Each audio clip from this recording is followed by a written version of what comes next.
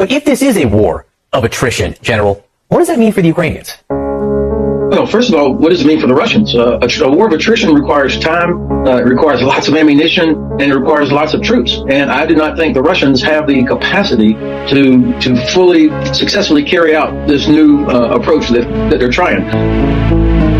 Produces 14,000 of the 155th caliber shells. Ukrainian troops spend up to 5,000 of these shells a day, whilst USA produces 14,000 a month. Do you know what I'm talking about? Yes, they are trying to increase production to 75 by the end of next year, but there is a long time until the end of next year. One of the best pieces of analysis about the Ukraine war has come, surprisingly, from RUSI, the Royal United Services Institute, which is one of the world's oldest and the United Kingdom's leading defense and security think tank. It's not because that RUSI is a bastion of impartial reporting on foreign policy and geopolitics.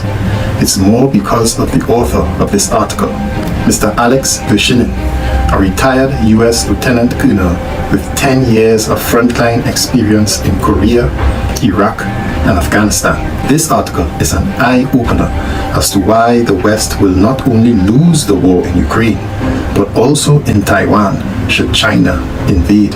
It is based on the premise that any war between the West and a pair rival would not be a maneuver-based war that is terrain-focused, but an attritional war, which is about replacing casualties and losses. And in that regard, Russia and China outmatch the West, though the focus of this video is on Russia in Ukraine. So let's get into it. Attritional wars require their own art of war and are fought with a force-centric approach, unlike wars of maneuver, which are terrain-focused.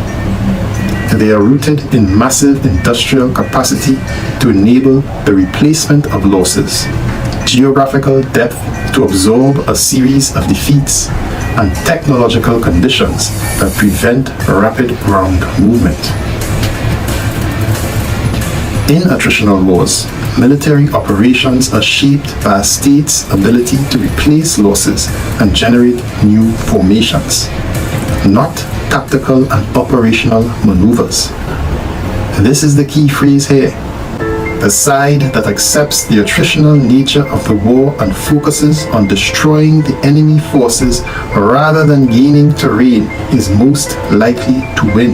To the cheerleading in here, safe and secure, thousands of miles away from the front lines, I think it would be a useful exercise for us to remind ourselves about what ordinary Ukrainians are experiencing. The Economist reports of forced recruitment across the country. Draftees with no experience or training are being sent to the front in what a UK minister calls First World War levels of attrition. And this is why I've repeatedly said that both the Kherson withdrawal and the Kharkiv offensive of 2022 were victories from the Russian perspective. Because they traded land in return for preserving their army while inflicting massive casualties on the Ukrainian attackers, who, steeped in NATO training, focused only on maneuver and terrain conquest at any cost.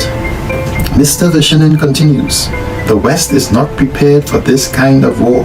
Just so reminiscent of the First World War trench warfare. It's not the sort of fighting that we'd expect in the 21st century at all. And what Russia's done here is trying to drag Ukraine into a frenzied war of attrition. To most Western experts, attritional strategy is counterintuitive.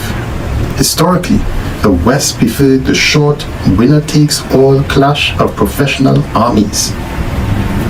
For example, recent war games, such as CSIS's war over Taiwan, covered only 1 month of fighting.